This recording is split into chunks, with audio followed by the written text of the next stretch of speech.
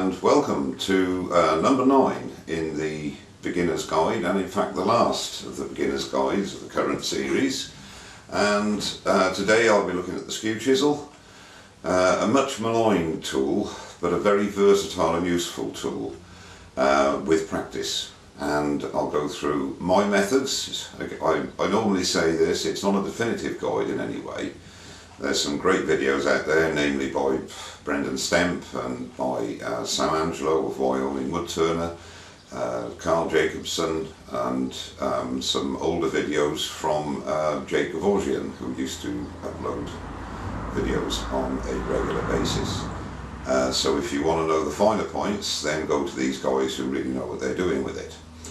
All this video hopefully will show you is my methods of sharpening and using the Skew Chisel, and things to be aware of and things not to be afraid of. I'd like to give a shout out to a guy called Steve from SJ Woodworking. I've only just found his channel. He's uploaded 2 videos about carbide cutters and the carbide tools and using them. In fact, he's ordered a hollowing tool from Glenn's Eagle over here in the UK, and Glenn is actually posting the bar to Steve without the handle, which will obviously significantly reduce the postage or the shipping charges, as you say, over the pond. So check Steve's channel out. I'll put a link in the description down below. He's only just started, so support him, like and comment, and give Steve all the encouragement you can. He certainly knows how to use his carbide tools. So that's Steve of SJ Woodworking. So without further ado, we'll go across to the lathe and we'll do the final in the beginner's guide on the Skew Chisel. Okay, here we have the standard Skew Chisel, and it's maybe not raked as much as people would normally like, because that normally can go at 45 degrees, but this is the way I like it. The rake meaning the offset of the skew. The angle here from the heel to the toe to the cutting edge is 30 degrees approximately, giving a combined angle of 60 degrees, and that seems to work pretty well. However, this is the way I do it. You can practice and experiment to your own likes and dislikes, I suppose. This as well was a straight over grind, and I saw a video by Alan Lacer and I decided to give it a go. And literally this part of the edge is straight, and then you go to a sweep here. I mean, there are various dimensions to go by, but again I find just creating that radius to about that profile works pretty well. And again, the angle is approximately 30 degrees and a combined angle of approximately 60 degrees between the 2 bevels. And this is the oval skew, and as you can see, it has an oval profile which eases its traverse along the tool rest. Larry from the Tiny Trader Workshop, he uses the oval skew an awful lot to great effect, so he's the guy you should look at. I don't use it very often because I prefer the other ones. No real reason really. I think what it is, it's a bit harder to actually sharpen on the grinder, but as you can see on this one, you might be able to see there's a micro bevel on the edge there. I've actually used the diamond honing card, which incidentally I use on all my Skew Chisels for quite a while. I very rarely go back to the grinder. I either use a leather strop or the diamond credit card. Okay, so we've got a bit of cherry. I've got some chucked up between centres here. There is a few voids and cracks in this, so I don't know how it's going to fare. However, normally obviously you'd use the spindle roughing gouge to true up the piece, well, you can use the skew chisel. And what I'm going to do is present the bevel, and then as I lift the handle, it's going to start to cut.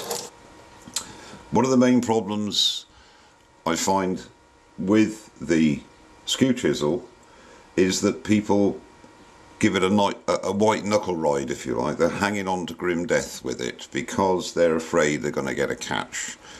Two problems there. Number one, you lose control because you're giving too much pressure to the work because you're hanging on for dear life. And the other thing, if you do get a catch, the harder you're hanging on to it and the harder you're pushing into the wood, the catch is going to be deeper. So light touches with everything. Firm but light. So we'll turn the lathe on, and it's going to be going at about 1800 revs. Tool rest is just above centre. Again, the tool rest is a preferential thing. And then bevel, nothing happening. Lift the bevel and feed into the work. Nice light stroke.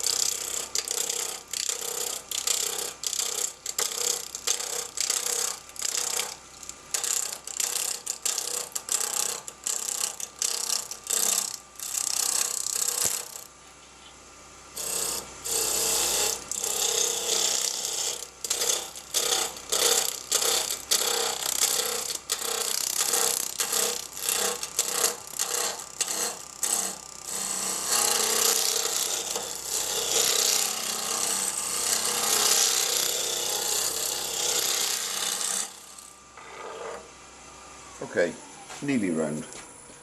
Why you would use a skew chisel, you have to be a bit careful here because there's a couple of cracks. Why we would use a skew chisel to rough down, I don't know, you've got the spindle roughing gouge, but it can be done. Doesn't necessarily mean to say you have to, but as I say, it can be done. Now normally, with any other tool, as well as I keep saying, is you rub the bevel. So while you're rubbing the bevel, there's nothing. Twist.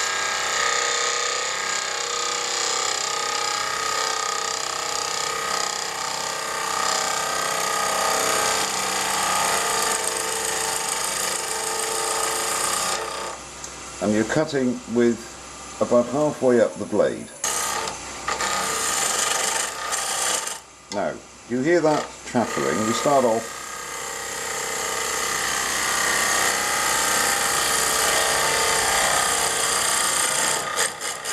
that there, you're sort of forcing it into the work because your body weight needs to be the same all the way through the cut. Now I'm using a rough piece of wood like this because I think it does show what the skew can do. Your body weight you need to transfer your weight from one foot to the other. If you start here, for example, your body weight is there, you're nice and comfortable. Now by the time you get to here, if you're using your arms, your pressure and your point of contact is going to be changing, and the aspect of the tool to the work is going to be changing. You're either going to be exaggerating, obviously. You start off here, you're either going to be doing this, so you're digging into the work more, which is going to give you the possibility of a catch and also this juddering, or you're going to be going that way, in which case it's going to be easing off, so you're not going to get a nice smooth cut. So if we just concentrate from there down, so my weight at the moment, rub the bevel, is here, start to get a cut, and move my whole body without altering anything on the skew.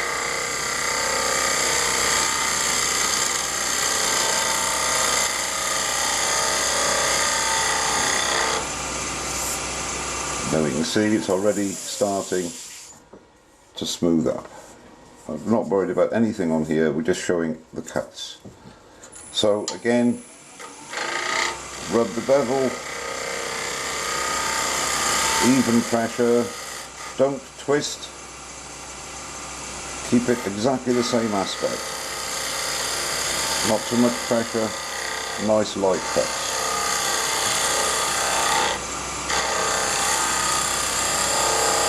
Roll off the edge and you can start to round it off if you so wish. All you're doing is lifting the handle, keeping the cut exactly in the same spot, keeping the bevel rubbing and getting the cut. Now this is really smooth now. I mean forget the cracks, as I've explained. You can see hopefully the difference between this part and this part. We're going to carry on with this for a minute. So if we use the straight skew, you have to keep the bevel,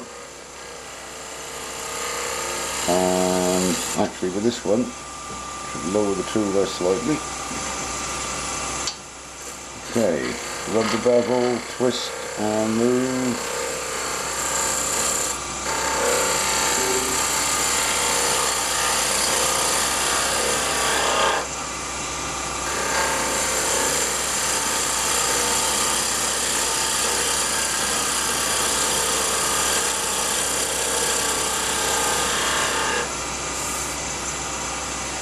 Nice little shavings.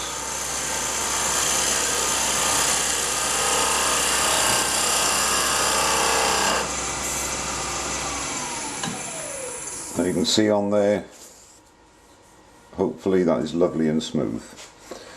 Now that is basically the planing cut. As I started to explain, if you want to do a round over, you want to round over, rub that bevel, get the cut, keep the bevel rubbing and swing the handle in to the shape you want. Nice fine shavings, as you can see. And basically the thing with the Skew Chisel is you get such a lovely finish. But it does take practice.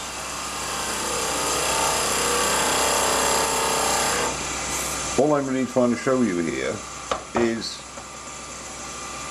the principle of all turning tools is you maintain bevel contact, and while you're maintaining your contact on the bevel, you're not going to get a catch and you're going to get it to work as you like. Now this is the oval skew, again same thing, rub the bevel, lift the handle, twist slightly,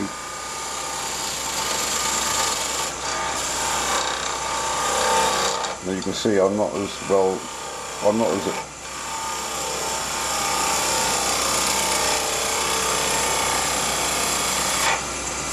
comfortable because I don't use it very often. And the other thing with the oval skew, it is not as heavy. The stock isn't as thick, but for fine work with a very good edge, it's a good parting tool. Excuse me.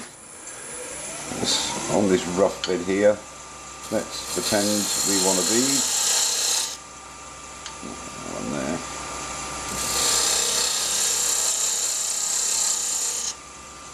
Now for this operation, I always raise the rest. Again, it's a personal thing. You don't have to. I just feel better doing it that way. Using the bottom edge, you just find and rotate. Find the bevel and rotate, and just keep doing that until you get it to the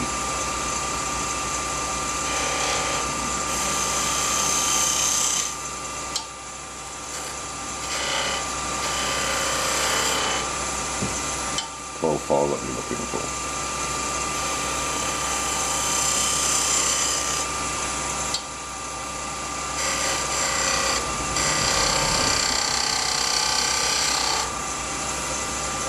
And obviously you can go further down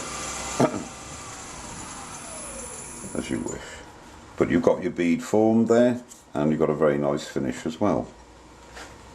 Now let's say you want to bring that in again. Rub the bevel, I find that the radius skew is a little more forgiving, and it's very easy to profile. You just swing it like you would a scraper basically on the bevel until you get the desired radius you're looking for.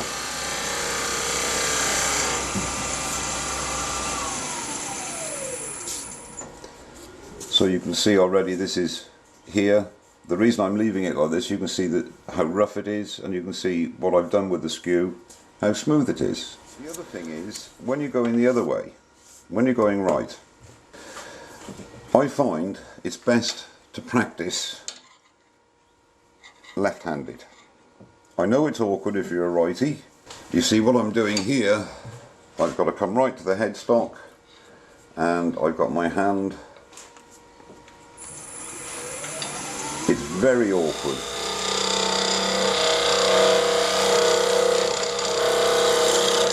Much easier.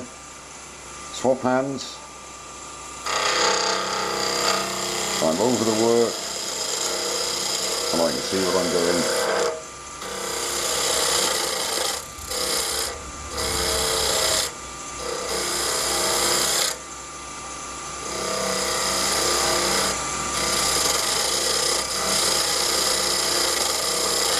Now we're going to give it a chapper. Yeah, we've got the cracks there, so I won't bother with that end. But the point I'm making is that if you can start to learn what I did when I started doing doing it left-handed, I videoed myself, and it was amazing the difference in the stance I had left-handed to right-handed. So don't be afraid to do something like that. No one else is going to see it. If you don't benefit, it's a great way of seeing where you're going wrong. And a bit like the old thing I used to say, I say, if you're not sure how to present your tool to the work, if you do it without the lathe running, you can see what you're going to achieve and what position your tool should be in, and then you adopt that when the lathe is moving. And you could drop that down a bit, and you get the right. You are, look, there's a catch.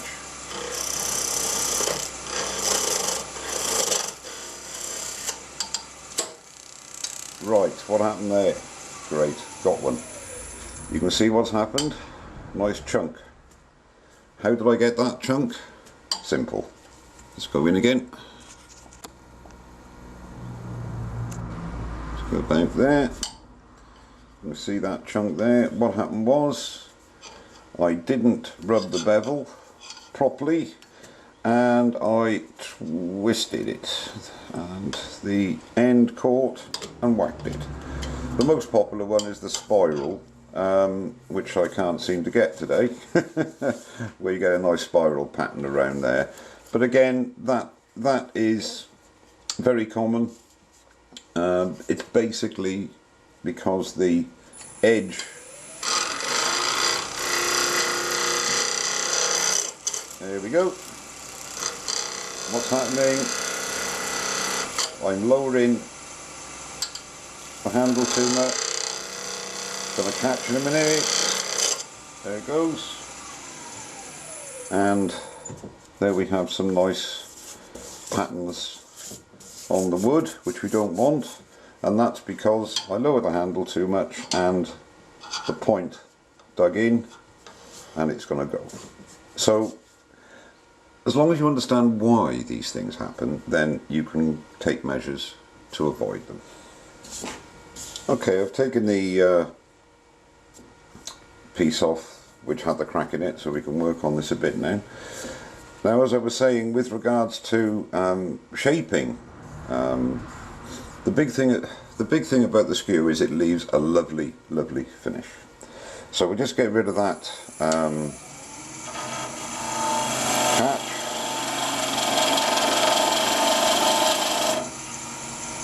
Rub the bevel.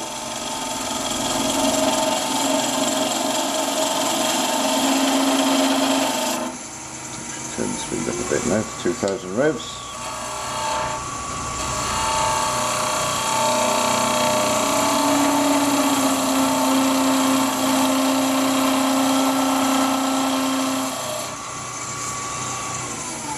Now this part, all I'm really trying to show you here is how smooth a finish it leaves. Now if you want to do, I'm not very good at these cuts, I must be honest with you. If you want to do a peeling cut here to get your edge nice and smooth, again you use the long point, keep the bevel at 90 degrees. Now you're only cutting with a point, so this part needs to be slightly out from the work, and you go in at 90 degrees, pick up the cut, keep that aspect all the way through the cut, working towards the middle.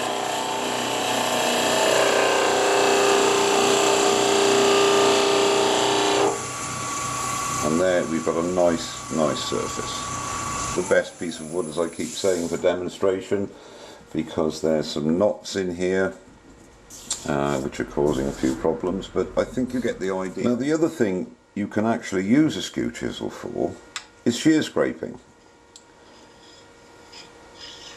When it's smack on middle. Now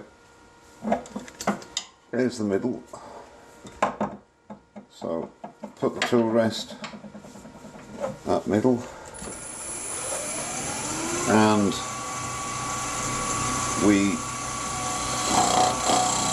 you can hear the knot there.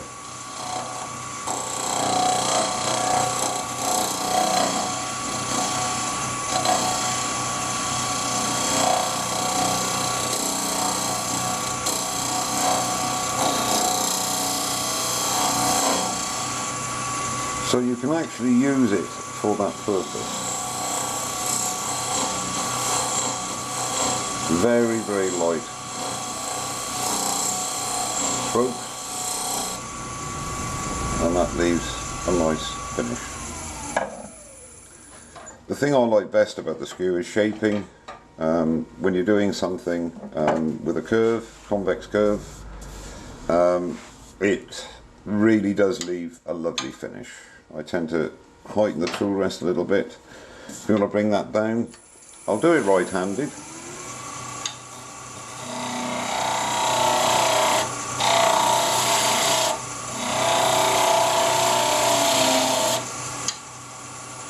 Always rub that bevel, twist, pick up the cut.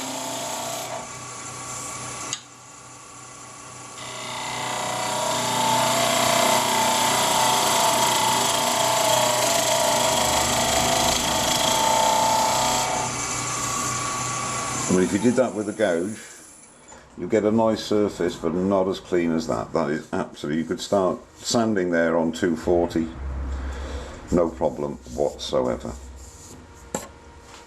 So I don't profess to be an expert with the skew chisel, but hopefully it's just given you some idea of how to go about things. Remembering the bit of wood that we started with was very rough, it was a log, and we brought it down to a very smooth finish with only the skew chisel.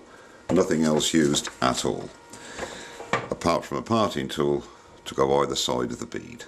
Now there are many other things you can do with them, but I'm really not good enough at it to show it to you. But get started and practice, that is my advice. And remember, not a white knuckle ride, nice light firm grip, and keep that weight moving with your tool, and keep the aspect of the cutting edge to the work exactly the same. That way you get trouble-free skew work. Well, I hope it's been of some use to you. Possibly not as in-depth as it could have been had I been a bit more expert at it, but as long as it gets the beginners in the right frame of mind, use your skew chisel. It's a great tool, and easy to maintain as well, but keep a sharp edge.